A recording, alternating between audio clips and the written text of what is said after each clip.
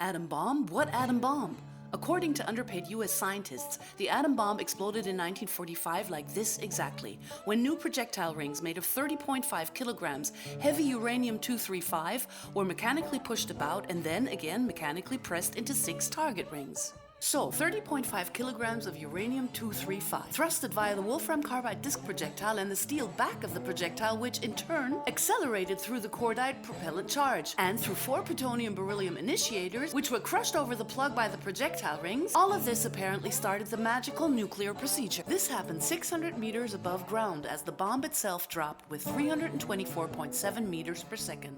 Why these new projectile rings did not drop by themselves due to gravity is not quite clear. Do you understand? It's so simple. Shove, throw, or push 9 uranium-235 projectile rings supported by exploding cordite towards 6 uranium-235 target rings and press them into a wolfram carbide pipe. Sleeve, disc, plug, hence nuclear fission, and then boom! And don't forget, you absolutely have to tighten the lock nut on the nose of that steel brace. So why has it taken the Iran 20 years to do this? In short, because all of the above is complete nonsense. Stupid, idiotic, lying propaganda. It doesn't work. Metal in contact with metal, be it gold, silver, lead, iron, any kind of uranium, including uranium-235, does not split exponentially and certainly doesn't explode initiated by polonium or beryllium, not even when it is compacted mechanically and definitely not suddenly. So, the atom bomb dropped on the 6th of August 1945 from an altitude of 9,255 meters in 57 seconds and detonated precisely at 600 meters exactly as shown here.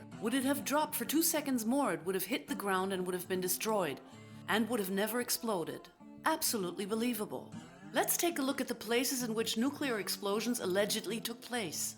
Nagasaki and Hiroshima. Does this look like something where an explosion with a temperature of 1 million Kelvin happened? Looks more like Dresden in 1945 to me. The windows in the center of the Bank of Japan building are broken, not the outer ones. A bomb strong enough to sweep away brick constructions, yet too weak to bend trees. Yeah, sure. More of a case for Oliver Zumann and his trolls of Vienna. Eyewitnesses stated that something between 200 and 400 B-29 bombers flew over the city between 2 and 4 a.m. and dropped 1,500 tons of napalm bombs. Another interesting story is the one about German physicist Klaus Fuchs, who emigrated to England in the 1930s and participated in a highly confidential development of an atom bomb. He was also in charge of the very unsuccessful Manhattan Project, slipped informations to the Russians and landed in jail for 14 years. And so, Stalin, just like the Americans, was boldly able to work on his version of the fake atom bomb, knowing that the enemy was just bluffing.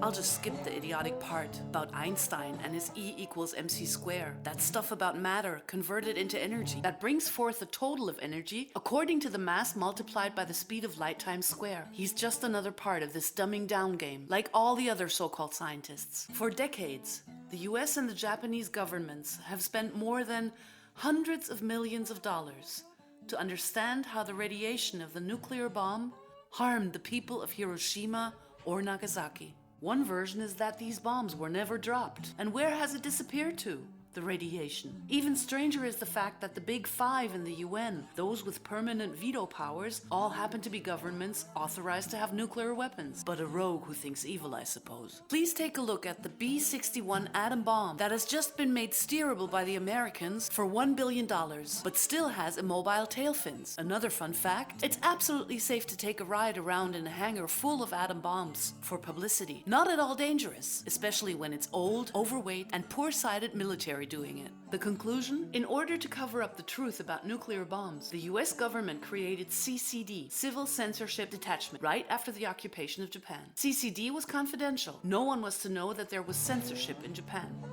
Anyone who took photos of the devastation in Hiroshima and Nagasaki, or claimed that the bomb was a fraud, was simply incarcerated or executed, because they were disturbing public peace. Anyone who cannot see the connection to the contemporary events in our days, anyone who believes in the official explanation of 9/11, the moon landing, or the assassination of John F. Kennedy, obviously has no trouble in believing that the collision of 2 small uranium plates made a giant explosion of 100 million degrees Celsius possible that disintegrated everything within a radius of several hundreds of kilometers. To put it simply, it's an enormous deceit to keep people in fear and compliance, and to keep some of the not-so-bright leaders of this world at bay by expressing an exaggerated military dominance that doesn't even exist. Stay alert, and don't let them fool you.